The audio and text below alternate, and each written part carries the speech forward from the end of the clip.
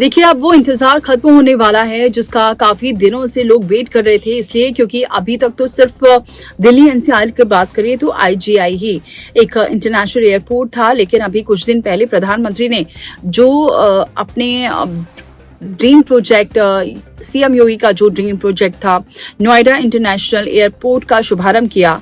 अब उसे गति देने का टाइम आ गया है, अब उसमें पंख लगने का टाइम आ गया है, यानी 17 शहरों के लिए फ्लाइट संचालित होनी शुरू हो जाएंगी।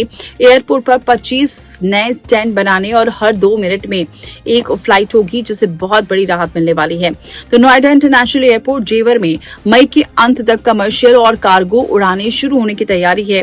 पहले चरण की अगर बात करें तो 17 शहरों के लिए फ्लाइट्स संचालित होंगी। एयरपोर्ट पर 25 नए स्टैंड बनाने और हर 2 मिनट पे एक फ्लाइट हो, इसके लिए ध्यान रखा जाएगा। पश्चिमी उत्तर प्रदेश के विकास को नए पंख लगने वाले हैं और देश की सबसे महत्वाकांक्षी एविएशन प्रोजेक्ट नोएडा इंटरनेशनल जेवर से कमर्शियल उड़ानों के शुरू होते ही उल्टी गिनती भी अब शुरू हो गई है।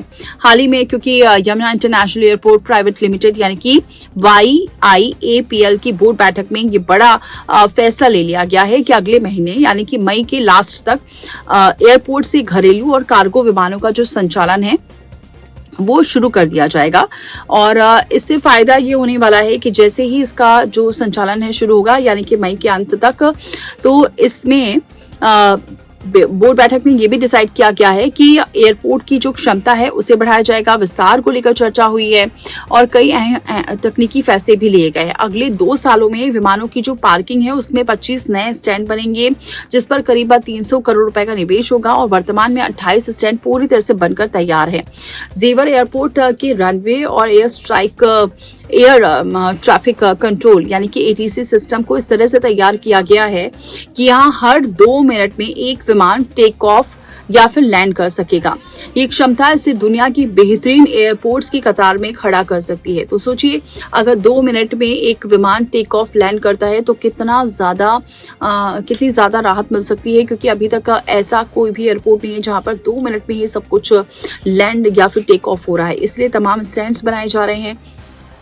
सबसे अहम बात तो चुनाव को लेकर भी अगर इसको देख लिया जाए या फिर व्यापारियों को लेकर देखा जाए, चुनाव के लिए तो बहुत महत्वपूर्ण साबित हो सकती है, क्योंकि इससे व्यापारियों को बहुत फायदा होने वाला है।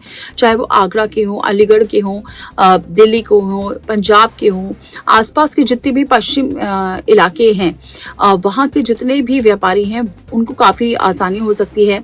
और इसका जो किराया रखा जाएगा वो भी ऐसा रखा जाएगा जिससे कि लोग इस्तेमाल कर सकें फ्लाइट का। तो अब देखना ये होगा, इंतजार बस ये है कि कब इसकी शुरुआत हो जाती है, क्योंकि डिसाइड तो हालांकि हो गया है कि आपको मई के आखिरी तक के में अब आपको और इंतजार नहीं करना पड़ेगा और ये एयरपोर्ट पूरी तरह से चलेगा और बहुत जल्दी, क्योंकि 25 स्टैंड बन गए हैं, आगे भी और स्टैंड बनाए जा रहे हैं, जिससे कि जल्द ही यहाँ एयरपोर्ट सुचारू रूप से चले और लोगों को फायदा मिल सके।